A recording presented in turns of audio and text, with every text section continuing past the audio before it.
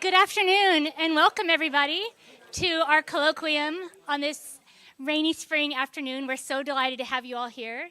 Today we have our third annual undergraduate lecture. What that means is starting in October, a group of students in our undergraduate democracy lab selected a speaker and went about making all the arrangements to bring that speaker here today. They first encountered Dr. Sean Gallagher's work in their course with Dr. Billy Coleman. They were intrigued by the work that he had done, invited him to come to campus, and we're thrilled to have him here with us today.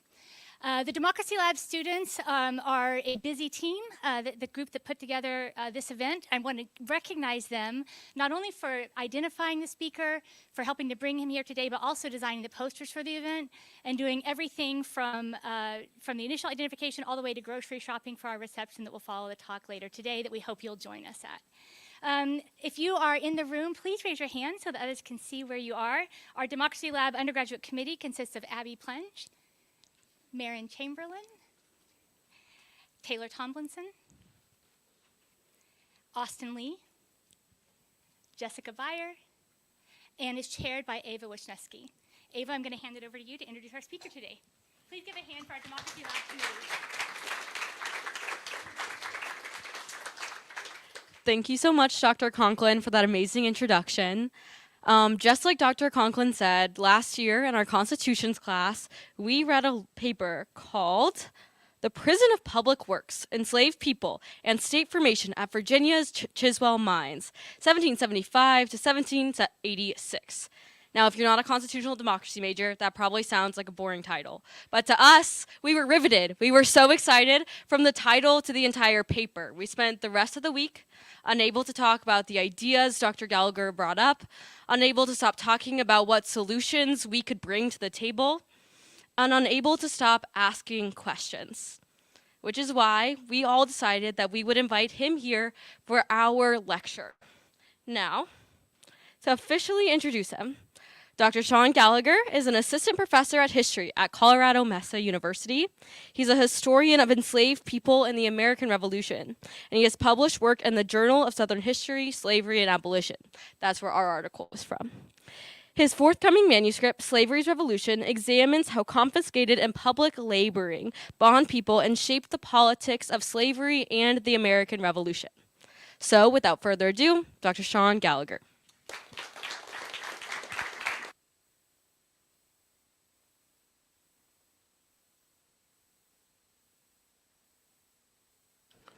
Good to go? Okay. So, thank you to the Kinder Institute for inviting me. Thank you everyone who came here. And thank you for participating with me in what I hope can be a very generative discussion, as this manuscript is still very much in the early stages. So, this manuscript that I'm writing comes out of my dissertation. And initially, as a dissertating grad student, I'd envisioned this project as purely a social history of enslaved people who performed military or public labor for the United States during the American Revolution. There had been so many great studies of black loyalism in the Revolution by Sylvia Frey, Cassandra Pebas, Alexander Byrd. I thought I would write about the experiences on the other side. In particular, I was drawn to the labor of enslaved artisans at Charleston's shipyard and enslaved miners at Virginia's Chiswell lead mines. I would look at how the demands of the war shaped their daily work and survival and compare them to those of plantation labor. But as I began to study black workers at Patriot shipyards, mines, and fortifications, I began to realize that what I was uncovering was actually a carceral history. I realized that the black women and men I was studying were not only workers, they were rebels. That the Virginia Committee of Safety had staffed the Chiswell lead mines. Let's make sure we're going here. The Virginia Committee of Safety had staffed the Chiswell lead mines with the recaptured runaways who overfilled their jails after Dunmore's proclamation. That the enslaved people casting iron cannons at a backcountry furnace in North Carolina were actually several black families who had been dragged out of Marinage in North Carolina's Outer Banks and relocated to an ironworks because the state had nowhere else to put them. I found Continental Army forts in Charleston Harbor built by black loyalists recaptured in battle. and Patriot galley ships in the Savannah River, rowed by enslaved people the Committee of Safety had confiscated from the royal governor upon the rumor that he was arming them. Indeed, I saw that through the confiscation of loyalists, state governments became slaveholders in their own right, owning thousands of enslaved people, which they used for countless military and infrastructural projects before auctioning them off at the end of the war. Thus, buried within the logistical records of the U.S. War for Independence, regimental orderly books, state commissary accounts, was the story of how black people experienced the American Revolution, not as a breakdown of mastery, but as its clampdown, in the form of direct state ownership and public labor.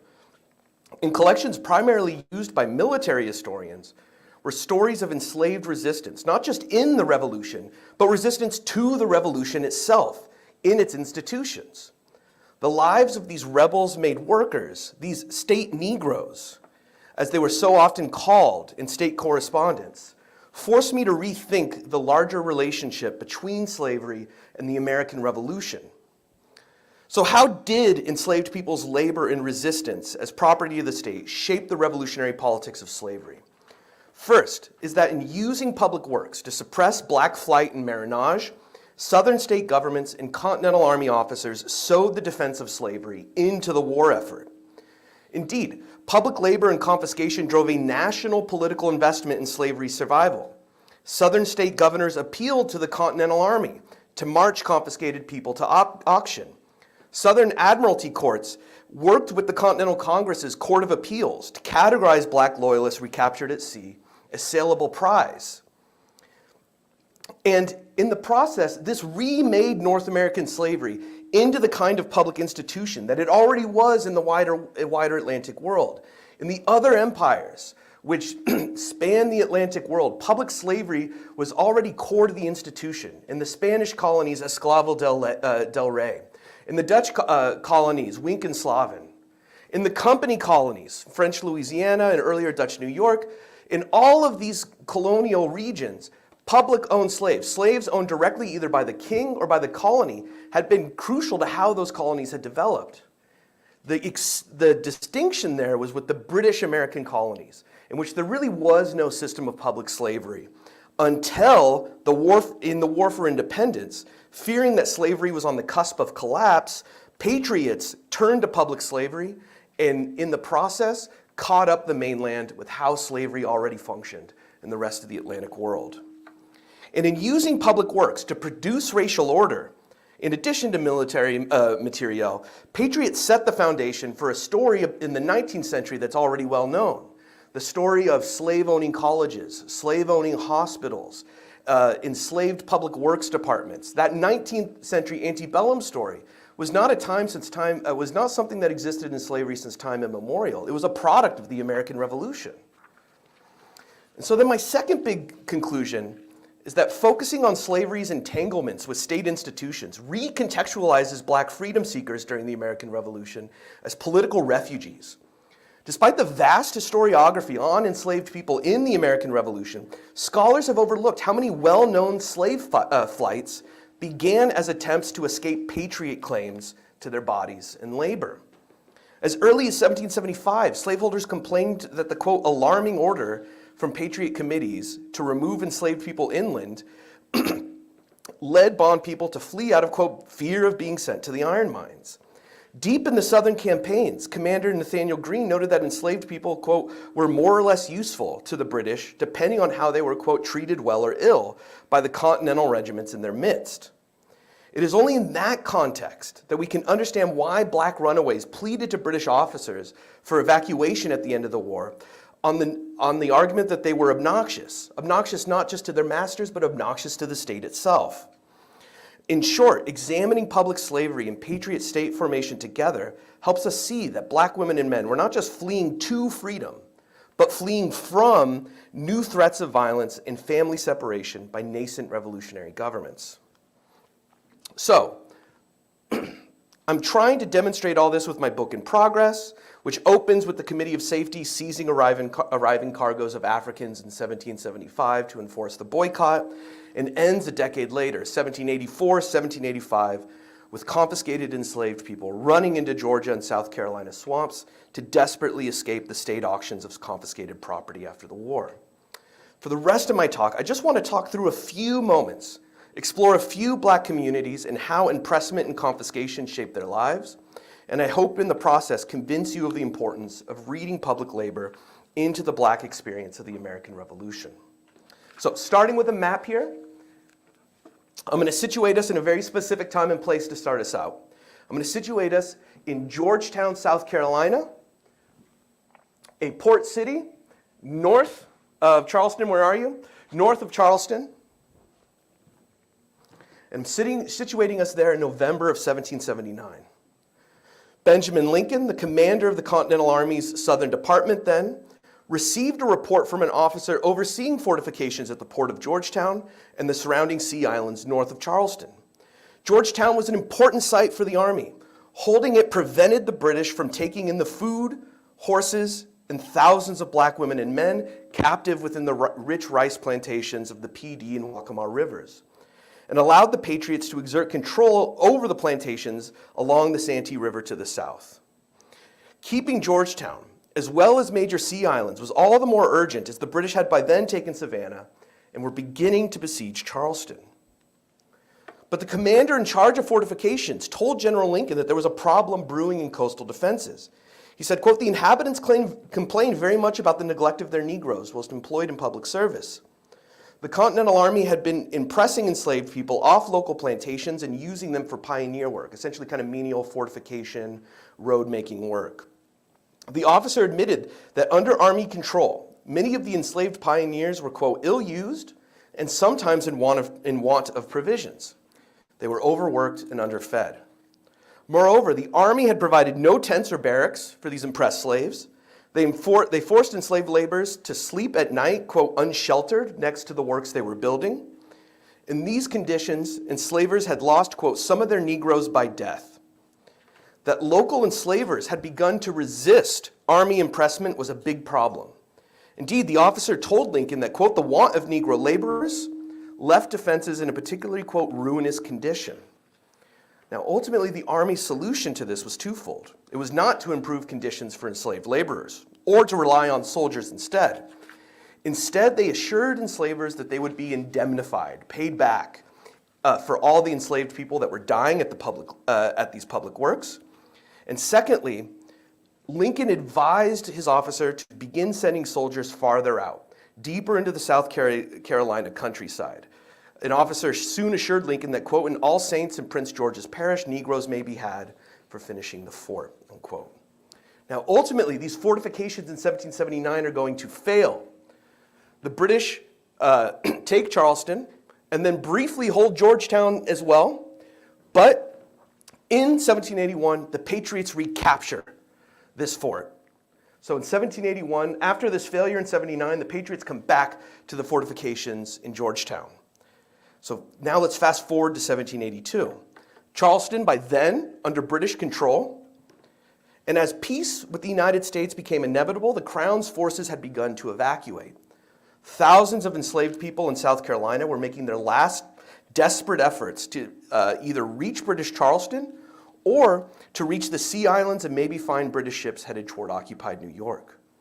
Unfortunately for runaways from the massive rice plantations along the PD and Waccamaw rivers, they would have to get through Georgetown. The Continental Army, entrenched in Georgetown, now had a new mission then, slave patrol. General Francis Marion, encamped in the swamps around the PD, wrote the officer in charge at Georgetown that, quote, a number of Negroes, I'm told, is going northwardly. You will stop all such Negroes and prevent as much as possible Negroes traveling anywhere without a pass from me or some officer commanding any detachment in the Continental Service, unquote.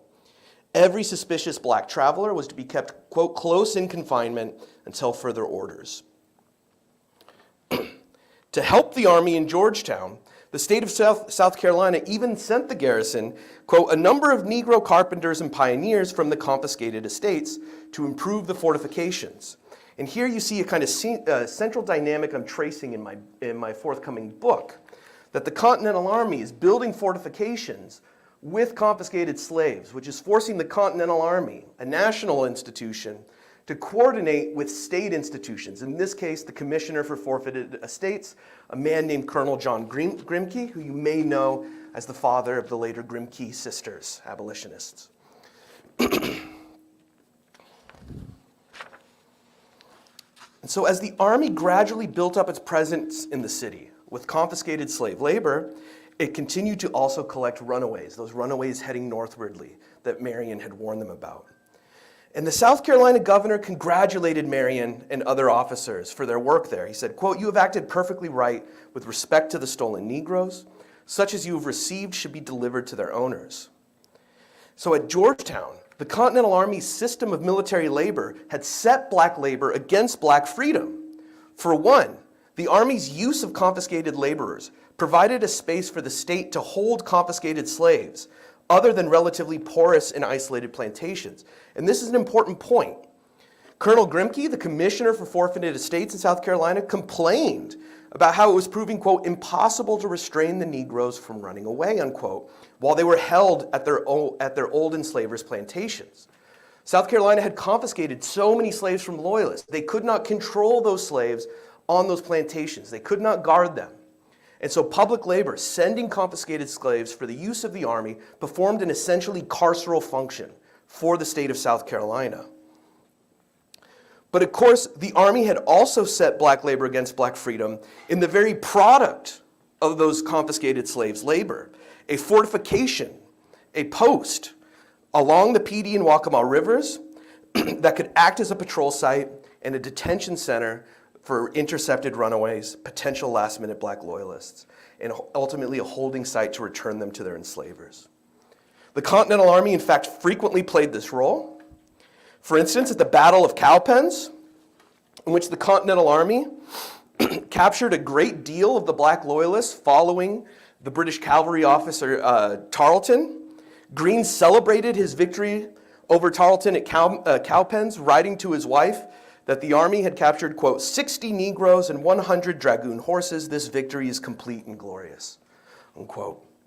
The Army then worked efficiently with militiamen and local slaveholders to facilitate the re-enslavement of those black loyalists, appointing local white men as, quote, agents for the American troops to hold them.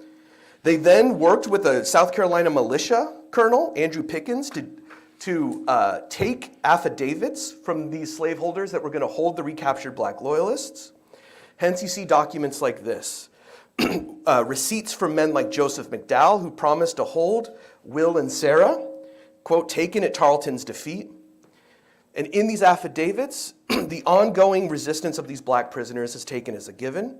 Pickens warns these men about kind of making about the threat that bond people should, quote, run away or fall into the hands of the enemy. And in this way, the Continental Army created civil-military relationships among both state troops and local citizens that detained and re-enslaved black women and men.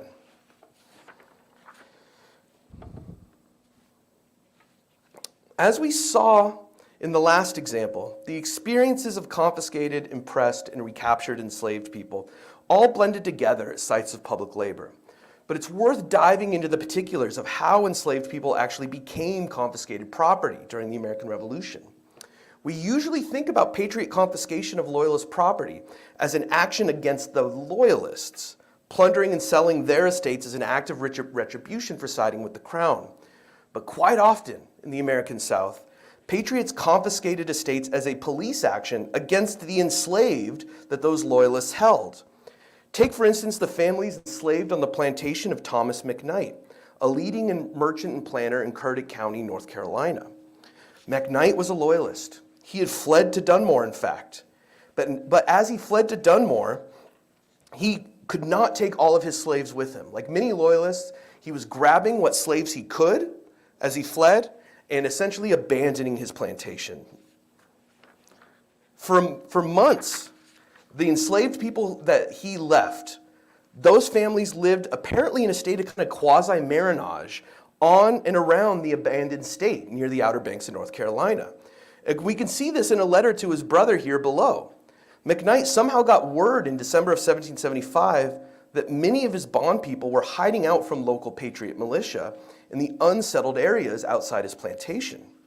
How many is unclear, because McKnight and his merchant partners actually owned hundreds of people.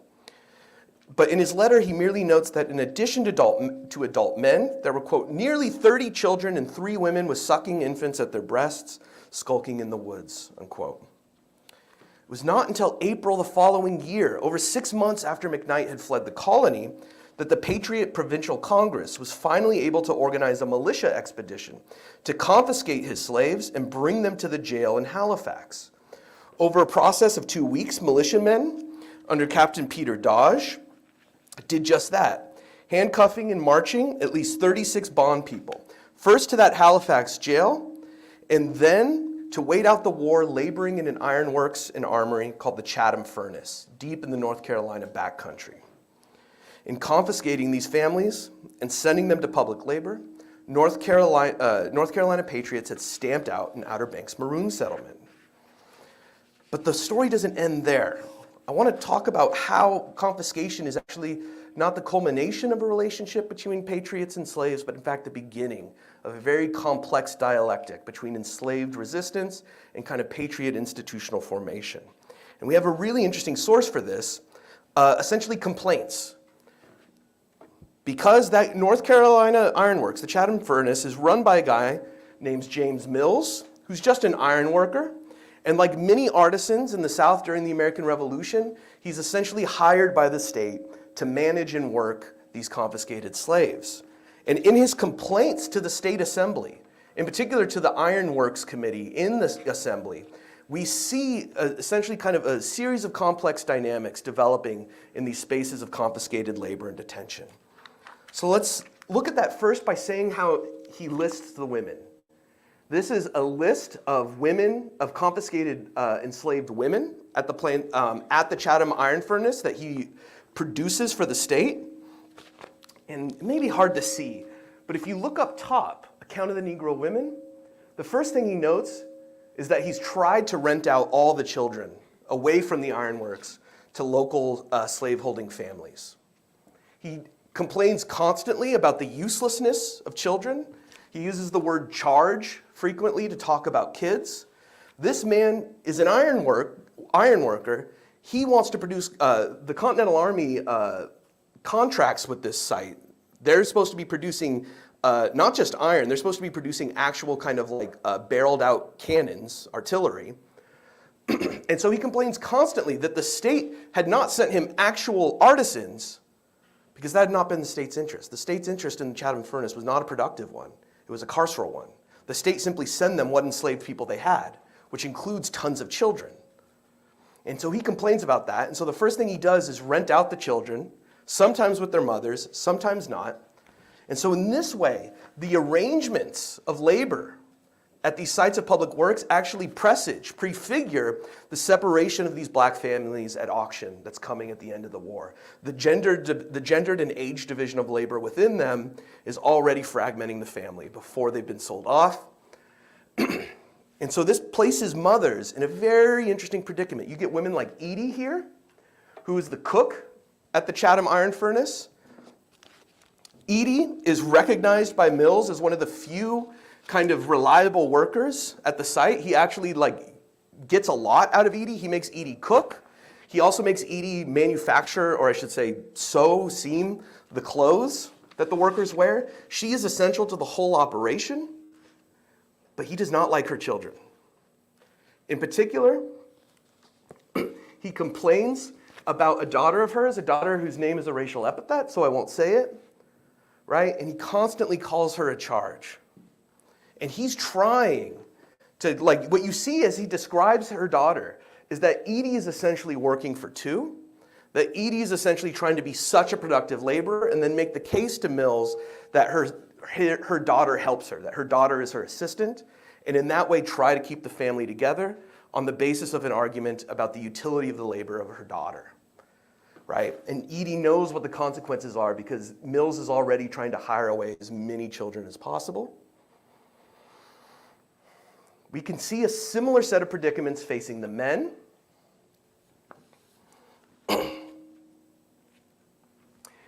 He complains constantly about Julius. Julius is the blacksmith, but he writes in his letters to the state, he says Julius don't earn his victuals. He thinks Julius is an incredibly slow laborer. There are disabled slaves. Davy is, and I believe always will be, lame and can't do any work. Remember, the state sent him confiscated slaves. This was about who they had to hold, not about who was good at an ironworks.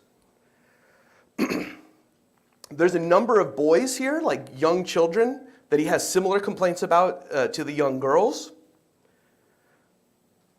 But even for the kind of what he considers like productive laborers here, his woodcutters. So an ironworks depends a lot on wood to make charcoal to run the furnace. It's an intense process of constantly cutting cords of wood to keep the furnace in operation. Without these guys, nothing's going to happen, right? And so he sees them as productive laborers. But one, he complains there's only 4. But then also the conditions in which these so-called productive laborers work is a kind of constant problem. He tells the state commissioners for ironworks that there's no clothes or shoes or blankets for the Negroes here, unquote. They so lacked basic covering for their bodies that it hindered much of their work. He said that while they were good woodcutters, quote, they cannot be turned out, but when it is warm, without manifest danger of their health, because, quote, they are so naked and barefooted that I wonder they are alive, unquote. There's also problems of food. The Continental Congress had actually contracted to send meat down to the Chatham furnace because it's seen as an important site of continental supply. The meat never arrives. And so instead, Mills reports by the spring of 1777 that he's feeding the enslaved people there on some remaining barrels of spoiled pork. He said that the pork is so little dried and some of it stinks and is green on the inside, quote unquote. So these people are being worked incredibly hard, but it's not just that. They're in profound conditions of deprivation.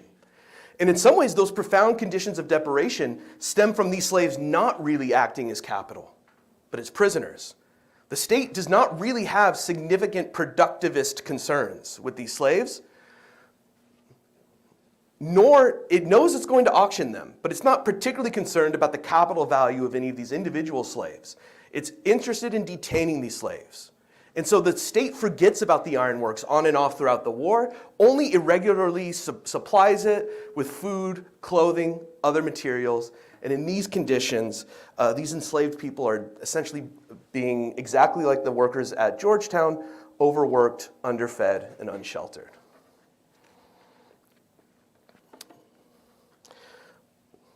This shapes, or should shape, how we then see these people's resistance. Because Jacob the woodcutter runs away by the summer of 1777. He's caught in the public jail in Edenton, North Carolina, which means he traveled over 160 miles. And normally, runaways like Jacob would be placed in a purely kind of black loyalist story of enslaved people running in the chaos of the revolution. But he's not just running in something, he's running from something. He's running from what the revolution is, this series of institutions, this forms of ownership. And he knows it, because he told the jailer, a Negro man who says his name is Jacob, and that he belonged to Thomas McKnight, and that he was sent to the back counties and the ironworks and ran away from that place. He knows the politics of his enslavement. And we then should know the politics of enslavement. The politics he knows should inform our understanding of his resistance and not place him simply into a kind of broader black loyalist narrative. In fact, Patriot, and speaking of how all of this confiscation should reframe our understanding of their enslavement or in their resistance, I want to talk about how Patriot slave confiscation also sometimes, unwittingly, created conditions for enslaved people to actually make stronger claims on the British Army for protection and evacuation. In other words, public labor shaped not only how black people understood their own predicament, but how the British saw them. Perhaps the clearest example of this is the flight of confiscated laborers to Benedict Arnold during his raid on Richmond in 1781. Arnold was, of course, by 1781 in service to the British Army. This is not Patriot Benedict Arnold, this is British Benedict Arnold.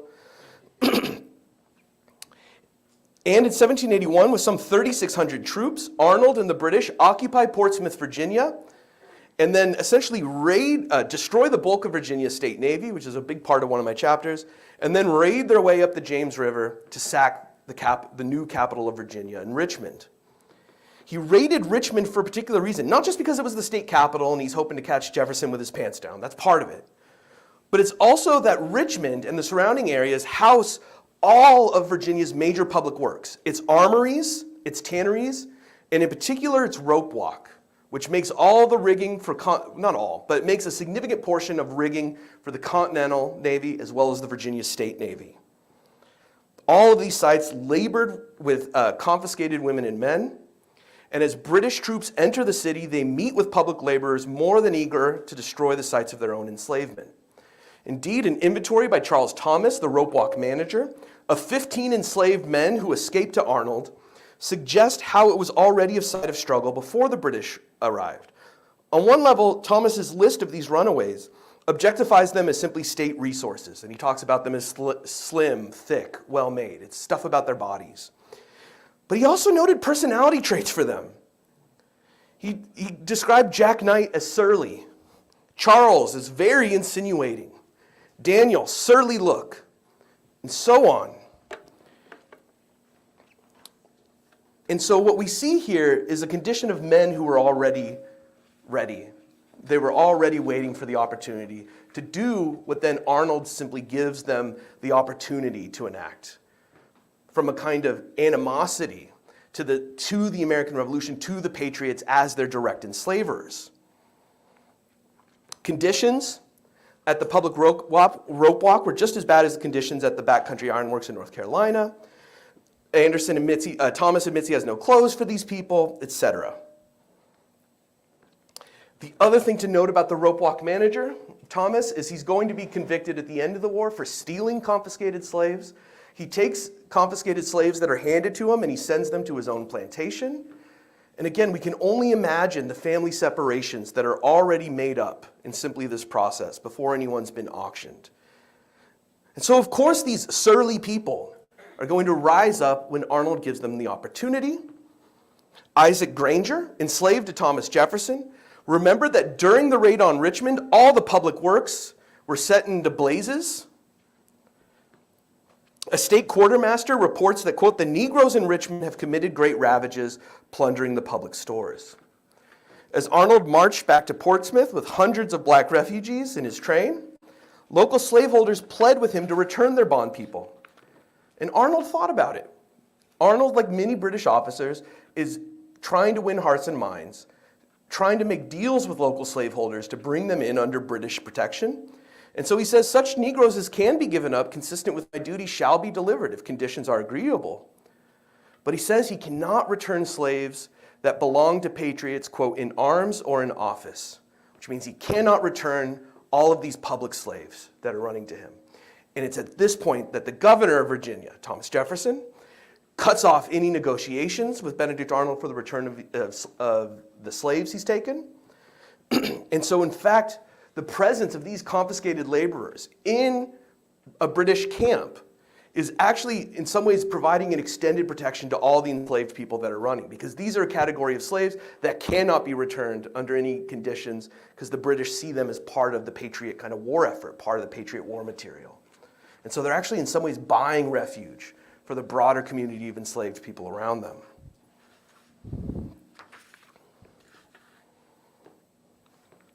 So I want to kind of finish my talk here. Am I okay on time, by the way? Okay. I want to finish my talk here with one final conclusion from my research about how confiscated bond people contributed to a black refugee politics in the Revolutionary era. And to do so, I'm going to return to the source I used as an image on my title page. This chart here of 16, quote, confiscated Negroes acting as officers' servants. Under the South Carolina's 1782 Confiscation Act, some 500 of the confiscated are set aside purely for military labor. And at the same time, South Carolina passes a recruitment bounty that pays people who enlist in the Continental Army for the duration of the war, beginning at the passage of the Act in 82, with one adult slave as recruitment bounty, or the value of one adult slave as recruitment bounty. They use confiscated slaves not only as labor, but as essentially specie, as easily transferable capital in the absence of any other form of money. And so this is a list of 16 officers' servants who are also going to be the recruitment bounty. It's from a larger list of some 80 enslaved people that were marched by South Carolina militia in 1782 to a variety of points. About half of them are auctioned off at a public auction in Camden, South Carolina, for a total of 4,600 pounds. Some are given as recruitment bounty. You get situations like this. Minda, 9 years old, who's supposed to go as a recruitment bounty, but is actually sold to kind of make up whatever was considered diminished value in her mom, and so she's sold with her mom. And so in some ways, this is the story I've been telling, the ways in which the American Revolution as a series of institutions makes itself through slavery, through enslaved people. But it is also a story of resistance, because look at the remarks. A bunch of them are run away. A bunch of them never make it as recruitment bounty. They flee before that happens. When do they flee? It's really hard to tell. Probably en route, possibly as soon as they get to these Continental Army camps. But in particular then, I'm saying that these runaways, like Phyllis and her 4-year-old son Primus, number 6 and 7, when they run away, they're not simply running away from slavery in the abstract.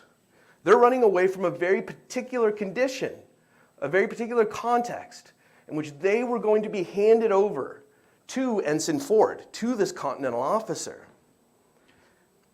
And that's both the predicament and in some ways probably the kind of loose conditions in which they can also try to run away. It's both at the same time.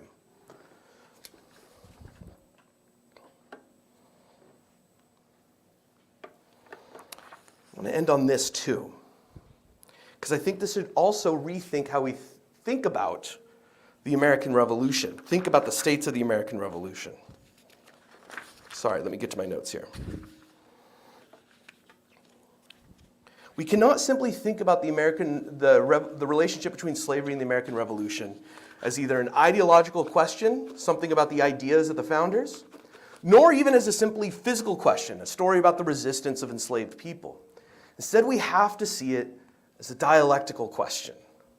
We have to see the relationship between slavery and the American Revolution as something that's made in a dialectic of resistance between enslaved communities and patriot institutions, both of which are mutually constituting one another. These patriot institutions are creating new laboring communities among enslaved people, and enslaved people's resistance is driving the state to divert more and more resources to the management of them. And so what does this mean for the state itself? Well, I think we need to think seriously about the parts of the state that don't talk in the American Revolution, and think about those as the parts in which the future of slavery is being made. We often tell stories about the relationship between slavery and the American Revolution focusing on legislatures, assemblies. We treat it as a pamphlet and law story about legislatures debating gradual emancipation, legislatures debating gradual manumission, and we look to the writings of kind of founders in these wartime and post-war pamphlet wars as where the fight over slavery is happening. But while legislatures and politicians are talking, all the bureaucrats they appoint, all the administrators they appoint are investing. And so when we think about someone like Thomas Jefferson's relationship to slavery is not about what does he say about slavery. And it's not even purely about what is his own relationship with the slaves he owns. Thomas Jefferson makes the greatest investment in slavery as the governor of Virginia, who's ordering the confiscation of slaves, who's making decisions about where those confiscated slaves should be distributed, who's creating an entirely vast administrative bureaucracy to distribute and labor confiscated people and hold them in states of detention. And so whatever the Jeffersonian level of the revolution is saying about slavery, it's kind of besides the point. Because infrastructurally, institutionally, they're assuring slavery's survival because they'd sewed it into independence itself. And when you have institutions like this, the South Carolina, the commissioners of forfeited estates, handing over, quote, 2 wenches and a little boy for the recruitment service, right? That makes independence and the defense of slavery mutually constitutive. They're both at the same time. And that makes the American Revolution a profoundly enslaving event for black women and men. Thank you.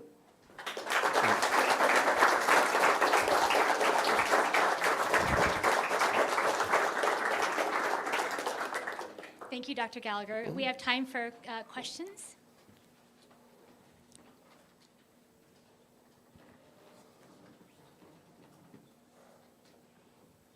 I'll ask the first while our undergraduates and graduate students in the room are thinking through what is very much.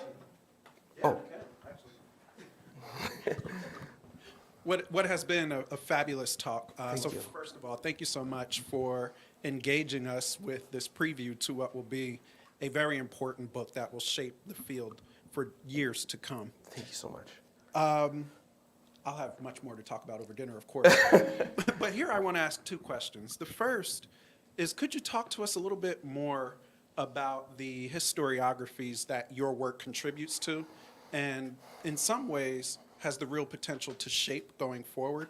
You mentioned Sylvia Fry and others before, but could you walk us a little bit more into that? Yeah, I think I'm probably not alone here in like being kind of dumbfounded and still not sure how to respond to kind of Jefferson's faulty math, the Pebis article. Yeah. Right, that vastly kind of like drops the amount of black loyalists there may have actually been, right? There had been famously for like going back to Herbert Apotheker, there had been numbers of like maybe 100,000 enslaved people had fled to the British. Now we're thinking maybe 30,000, maybe 40,000, right? And so the historiography, for very good reasons, has been focused on that like 2 or 3% that made it out of slavery. But there has not been really good explanations in my own view, there's not been really great interpretations of how the hell in an 8-year war that crisscrosses the plantation space did 97% of the enslaved people remain enslaved, right? That was kind of in some ways an unanswered question to me. And like that to me I see as like one of the major historiographic questions that I kind of want to answer is I think the politics, the reasons, the context of black loyalists is beautiful literature. But I think we also need to explain what didn't happen, a kind of a future that did not occur. And that's where I hope my research is kind of filling in. Wonderful. That's actually a good segue to the second question, which is about an older sort of narrow, and it seems to me increasingly forgotten historiography, which is the historiography of slave flight, synthesized brilliantly, of course, as you know, by John Hope Franklin and Lawrence Sweninger in 1999. Part of my entry point into that work, as you know, is the story of Marinage in this particular region.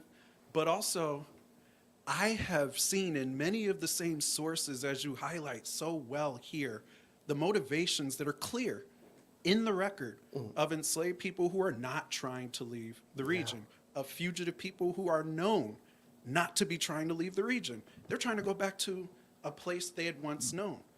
Do they want to go back as slaves? We can't say for sure, but we can assume likely not. But they're still moving around in this region in ways that I think we still have a lot more texture to add. So could you comment a little bit on that? Yes, absolutely. One aspect that I had not thought to that I had not been looking for it in the sources is when I started actually reading the news, and I know the newspapers didn't really come up in this talk, but like when I started reading the newspaper ads for the confiscation auctions, and then was reading the runaway ads that were put out alongside these confiscation auctions, it became clear to me that many of these kind of runaways that are hiding out, particularly along the Savannah River after the war, a good number of them are confiscated people. And the reasons they're hiding out in Marinage is, one, to avoid auction. Two is they often have members of their family that are not confiscated, or were confiscated but were already sold to a local enslaver. And so in some ways, Marinage acts as a way for them to kind of live in semi-fugitivity without like breaking up aspects of their family that are like still enslaved.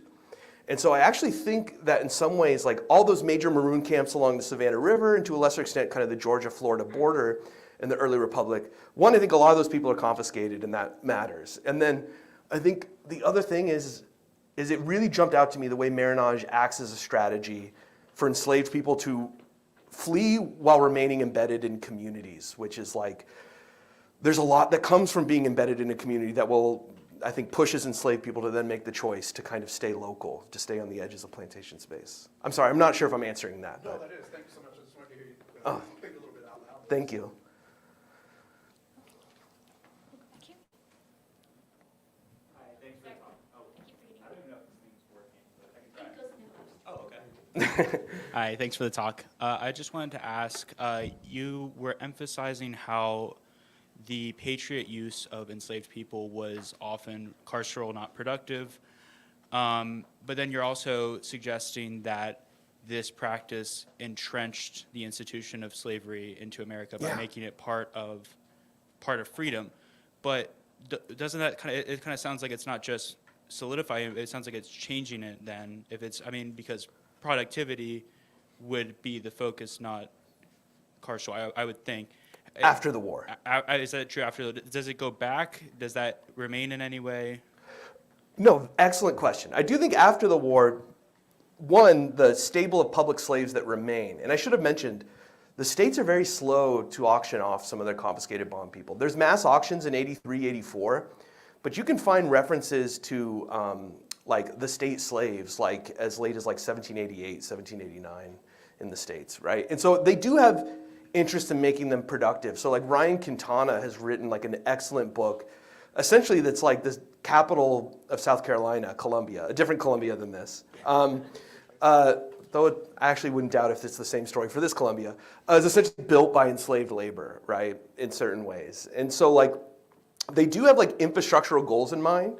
They've used public slaves for like canal projects in the South, which are very much about connecting the backcountry to Atlantic markets. It's about the cotton transition, all of that. But I think what I'm most interested in is the ways in which that relationship between enslaved people and state governments doesn't go away even when the war goes away. So the state governments that come out of the American Revolution, not only do they hold on to public slaves, but they increase their powers over enslaved people in general, right? Emma Hart has written about how kind of like the powers of confiscation, seizure of property are vastly expanded after the American Revolution. I think slavery has something to do with that, right? That there's a whole system of slave workhouses that begin to develop in the early republic. Only Charleston and Savannah had workhouses, slave workhouses before the American Revolution. None of the other southern colonies do, right? And so the development of the workhouse is very much a post-revolution story. And so I think in some ways, the creation of this embedding slavery as a kind of public good, enslaved people as a public resource that benefits more than just private capitalist slaveholders, I think in some ways that's a learning moment that I think the Patriots learned that in certain ways. Sorry, I hope that was okay. Are the confiscated enslaved people's part? I don't think it does anything, Jeff. Huh? Oh, sorry. No, it's all good. Are the okay? Are the confiscated enslaved peoples part of the Revolutionary War debts and the negotiations and politics around that during the post-revolution Articles era, and then eventually the assumption? I would assume such a good so, question. but I'm curious about that. Yeah. Short answer is I haven't the faintest idea, and I'm embarrassed that I haven't thought of that. So I'll have to think about that. That's a really good question. I do think, and Matthew Spooner has written about this. I'm not sure if the book needs to come out, but Matthew Spooner has written a lot about essentially like confiscated slaves like are the treasury for the state governments at the end of the war. I mean, South Carolina is not the only state to pay its employees in slaves. Georgia does the same thing after the war. It's like, in the absence of money, and in an era of kind of like wrecked plantations after the war, right? Like, slaves are like the only form of like liquid capital that the states have. And so how does this relate to the post-war kind of debt politics? I need to look into that. That's a great question. But I will say, like, this is like a significant chunk of the state treasuries are these people after the war. Well, so I had two questions, and one of which I think I just will defer because it's kind of a little bit what Charles was asking. I think you're just to compare and contrast how slaves were handled, how enslaved people were handled versus other types of, like you said, slaves are the only form of liquid capital, but then what about land? Yeah. What about like other types of debts? In other words, and then if you also abstract it out to labor during wartime, can you compare and contrast, who was used to do infrastructure projects in other scenarios, like, pressed laborers of other kinds, or prisoners of other kinds? And I imagine there's some, there'd be some similarities and probably, I don't know. I wonder if you'd looked into that. Yeah, so one problem I didn't talk about at the Chatham Furnace is there's like a lot of Scottish people there, and they don't like them either. And like, do they give them clothes and port? well, the Scottish tended to be the trained artisans. The Scottish guys are actually kind of like these people's like overseers, right? You can see like they'll like list with the men like this person is with this guy, and it'll be like some like Highlander, and like. But the problem that like Prisoners? I mean Scottish prisoners? no, these are mainly kind of like backcountry, very recent migrants to the colonies just before the American Revolution, and they're always seen as politically unreliable. Yeah, they're loyal. I mean, they tend to be loyalists, right? So they're probably not there of their own free will. No, yeah, in North Carolina and Virginia, there's a great deal of kind of all the Germans, Welsh, and Scottish in the backcountry are seen as like very unreliable politically. And so that's part of why like Mills is all about, please send me more slaves. Because not only have the slaves you sent me, they're not really iron workers, but I don't want to work with these guys really, right? He gets into a whole fight where someone calls him an arch Tory, and then he calls them an arch Tory back, and it becomes like this major, like... Scottish people, you mean? Yeah, exactly. It becomes like a huge issue. So he prefers enslaved people to Scottish people? Is that... Yes. Not from a point of humanity, but from a point of labor. Right. And then I will say briefly, another instance is in Pennsylvania, state-owned confiscated slaves do end up, by the end of the war, working alongside Hessian prisoners of war in some of these ironworks. Well, it'd be interesting to then, though, think about how some of the other types of issues you brought up, how that works out in terms of Hessians versus... Yeah. In other words, if it's about slavery, and I think a big part of your argument, and it's not, there's that it's profoundly enslaving, and it has to do with slavery, that you need to think about. The other peoples that are kind of around. And see if you can figure out like what has to do with war, what has to do with politics. Absolutely. As opposed to slavery. Yeah, so I haven't actually done the question I was going to ask, which was, it's a big deal in this argument that the revolutionary state governments owning slaves and practicing public slavery. Now, are you sure that the county courts? What about colonial county courts? Yeah. There were no debt auctions. They do. At the courthouse steps, I think, Sorry. because I know in like at the state and local level, but especially at the local level, all over the South and even in Missouri, there was a ton of the slaves were owned by the county courts. Yeah, absolutely. Like seizures for debt, slaves that end up being owned by even like parish churches. Yep.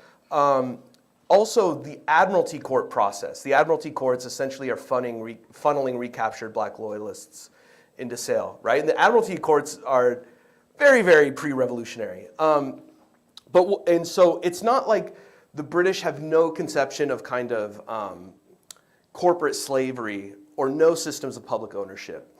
What's different is like, I can't find anywhere in the mainland colonies anything that approaches like the Esclavos del Rey in Cuba, that like approaches like the king's slaves that you see in different Spanish empires, right? So like Sherwin Bryant wrote this really great book like Rivers of Gold, Lives of Bondage, about like essentially public slaves under a variety of conditions and how crucial they were to the development of kind of Spanish colonies. And there's simply nothing like that I can find in the mainland. Or like I can't find even anything like how like Dutch company New York like used kind of like company-owned slaves. I just simply can't find that in the British colonies. Of course, slaves seized for debt, slaves held or auctioned off for the benefit of orphans at the county court level. You see that all the time. But kind of like that cohort of like king slaves, I haven't found them in the mainland yet. Okay. So I just want to say thank you so much. I thought your talk was wonderful. Oh, thank you. So you talked about how enslaved people were sent to mines and the iron factories. Were any of them sent to like plantations or even like local homes in the north or around the United States? Oh yeah. Oh man, I should have had a slide on that. So in Georgia, they hold some of the royal governor's confiscated plantations as, in their language they use is they hold them as magazines, meaning they use them as essentially provision grounds for the army. And so they do hold some of the slaves they confiscate from the royal governor James Wright, they hold on those plantations because those plantations have like a provisioning ground purpose. So yes, that does happen. And then you do see them in people's homes. So sometimes like, I haven't been able to systematize it, but I see in the records like in Maryland, the state of Maryland, I found records where they rented out 2 confiscated women to a Continental general who had returned back to Maryland to go on recruitment, William Smallwood. And so while he's back in town, they give him 2 confiscated women for his kitchen, right? In 1782 in Georgia, when they're sending out they send out this man to try to negotiate peace with the Creek Indians. And while he's gone, they send a confiscated slave to his house to like assist like his like family that remains. And so you do see the state renting out to private homes sometimes. It doesn't seem to be like ever their mass response, but they absolutely do it. Mm-hmm.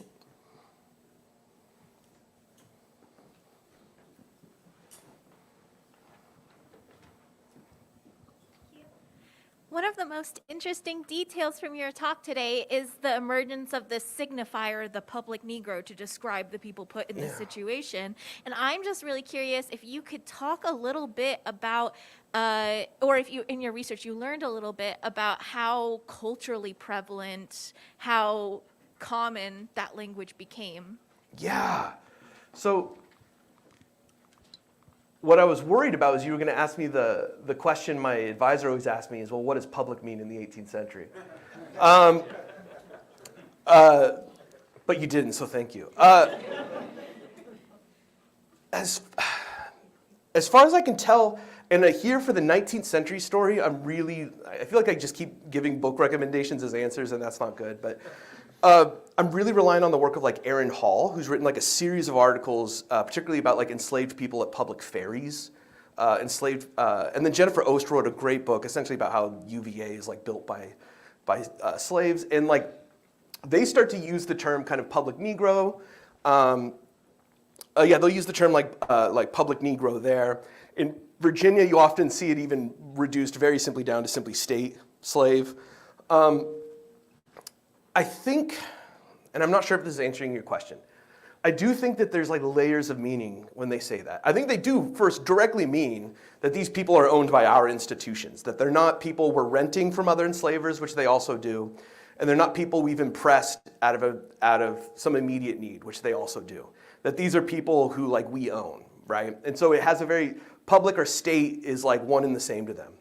But I do think at the same time, and I talked a little bit about this in my article, which I think you may have read for a class, is that like they do function as public in another way in which like they actually like create relationships between these like very kind of precarious patriot institutions and like the people around them. That like the fact that like the government in Virginia like one seized your slave, which means you have to petition to them. You have to perform some kind of like political subjectivity to them. Actually like really matters when which government do you like, which force do you consider the legitimate government? Like the fact that like you're gonna be forced to petition this one guy for your slave rather than another guy actually does like create a patriot public in a certain way. You have to, if you wanna get your guy back, you have to in some ways perform some kind of fealty to patriot institutions. And then I do think also, particularly after the war, they see these people as public in that they provide a resource. That like these slaves are building out something that doesn't benefit any individual slaveholder, but like the broader state, like when they're building canals or building Capitol buildings and things like that. I'm not sure if that answered your question, but. Thank you so much for this talk. I guess my question is thinking more broadly if like we were thinking about an Atlantic world context or just like expanding this thought of the carceral state out into the Atlantic world. I guess the question is there like some type of fluidity in the ways in which we think about the surveillance state versus the carceral state, especially trying to understand the ways in which certain state policies are enacted to essentially either stave off rebellion or account for rebelliousness of various communities in different, I guess I'm thinking more so of like the islands like Jamaica or something like that. Yeah, that's a question that I'm actually kind of directly wrestling with, and it's kind of to be determined, like kind of what I think about that. I'm still trying to figure that out. I do think there's something to be said that like it seems to matter to me in some ways for reasons I can't fully articulate, that state institutions are literally just like creating lists of enslaved people, right? Like with names, previous owners, right? Like these charts, where were they confiscated from? Who were they sold to? How much were they appraised at? Like that has to mean something, that this is actually how the state is collecting a significant amount of demographic data about its enslaved population in certain ways. As far as how does that function into surveillance versus carceral? You're giving me stuff I have to think about, but that's a really great question. Oh, I think there might be one behind you or.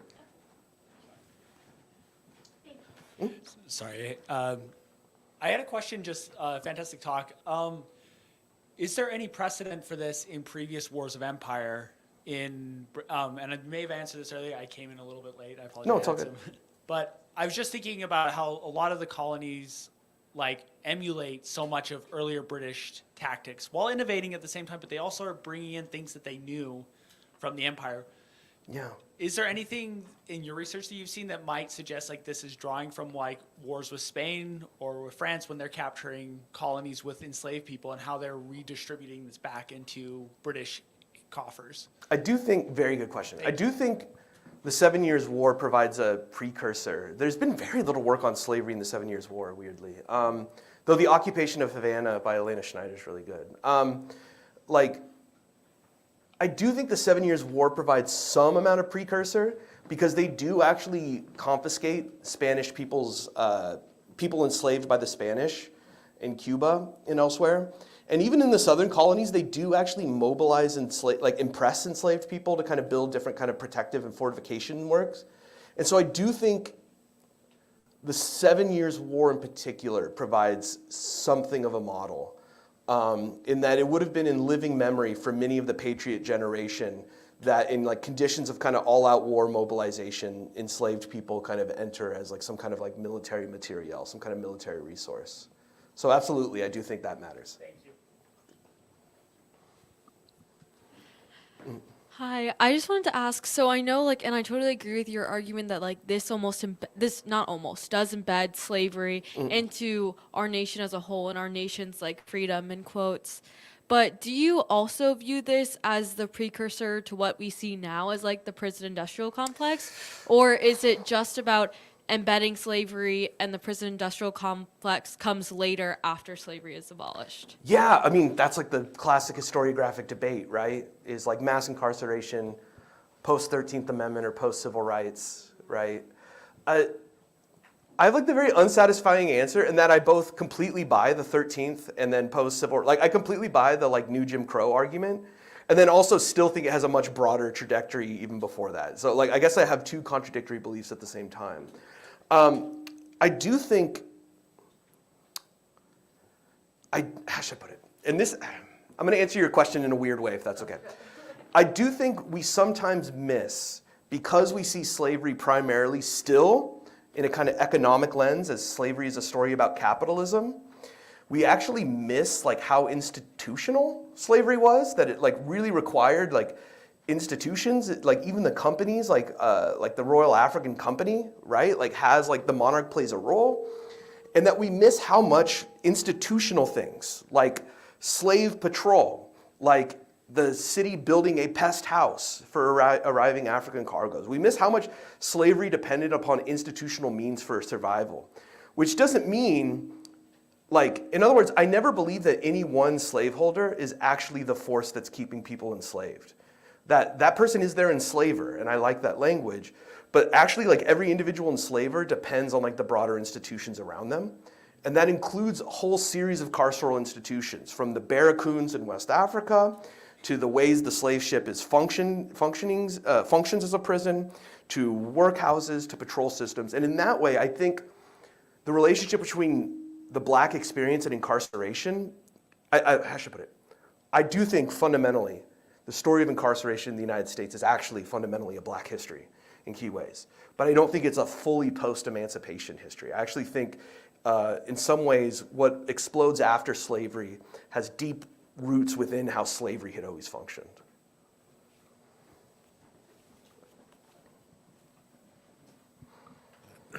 Thank you for this excellent talk. Thank you. My question might be a silly one or a not very useful one, but are you, or do you intend to, or do you see how this affects various elements of the state? The one I'm thinking of, for example, would be the military, either the national or the state level militias and guards, because I'm struck by your use of pioneer and fort building, since as late as World War II, the U.S. Navy was still using pioneer units that were all African American. Really? Yeah, so the Wow. institution lasts until Truman's integration orders. Yeah. As far as defining who does what labor throughout the military until that time. Yeah, and I think that has to do, we were actually talking about it a little bit earlier when I was like meeting with the wonderful grad students here. Like I do think in some ways the way they use enslaved people for pioneer work, and this goes for the way the British use them as well, not just the Patriots, is it really does rely on strong ideas about race and environment. These ideas that African descended people are more resistant to like so-called tropical disease or have bodies that are more fit for labor in tropical zones, and that Europeans, you can't force a European to work in a swamp. That's just cruel and inhumane, right? And so those environmental ideas of race, there's certain people who are more fit for work, for certain kinds of work than other people, I think those absolutely animate how they use enslaved people, right? Ultimately, I think this is like a carceral story about they have enslaved people they have to detain, but they come into the American Revolution having these ideas about, well, if you need to cut a road through a swamp, we're not going to have the Massachusetts line that's down here with us do it. Yeah, they're going to die, right? So we're going to use enslaved people to do it, right? So in that way, I do think in certain ways, even though it's not necessarily the focus of my project, I do think there's ways in which kind of theories of race are absolutely kind of animating a lot of this stuff.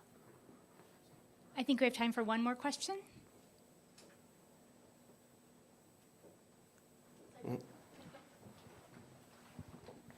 Thank you. This has been really great. I've been thank you. enjoying it a lot. Looking at after the war, kind of on the scope of the discussion of democracy in our Constitution, how do you feel like state slaves as a public good kind of translated into that conversation about what our Constitution was going to look like after the war was over? Oh. You all are asking me questions I need to answer in the book and haven't thought about deeply enough. How does it shape the Constitution? Well, I have a kind of trick answer, which is this, which is I do think we haven't thought enough. It's been written about, but I don't think it's ever been centered in a way I find compelling about how much every history of like how a state delegation related to the Constitutional Convention, like I feel like every state has those history books that are written, like here's why Rhode Island did whatever, right? And I do think it's undersold how much like Georgia and South Carolina in particular, like saw a federal structure as in some ways like key to tamping down a kind of uncontrolled frontier. Both of Native people, they have problems with the Creek after the war that are ongoing, but with like the mass explosion of marronage as well. In particular, the way the explosion of marronage augurs troubles between them and Spanish Florida, right? And so if we see public slavery as in some ways related to the growth of marronage, to these escape attempts into swamps and things like that at the end of the war, I do think it relates to the constitutional question that way. The other thing I'll say, and maybe this is answering a different question, but it's got me thinking, is the other thing is this really does make me think that we need to have, to me, all of this, to put my cards on the table, to me, all of this is like an incredibly strong argument for reparations, right? And we often talk about reparations in purely economic terms, right? That we talk about the reason why descendant communities are owed reparations is because of all the capital their ancestors kind of pumped into the economy through unpaid labor. And obviously that's part of it. The fact that enslaved people were kind of the basis of like US wealth in the 19th century, obviously that's part of the reparations argument. But I also think like the fact that enslaved people were like crucial agents of state, that they were the agents through which like the United States itself kind of like cohered around just institutionally, I think that to me raises a much more fundamental question about what the United States owes to descendant communities. And so in that way, I do think if reparations is a form of democracy, and I think it is, right, like I would see this work as kind of like a very much a pro-reparations work. I hope you'll join me in a double round of thanks. First to the Kinder Institute Democracy Lab for bringing Dr. Gallagher. Thank you. To Dr. Gallagher, a fantastic lecture. Thank you so much. Thank you.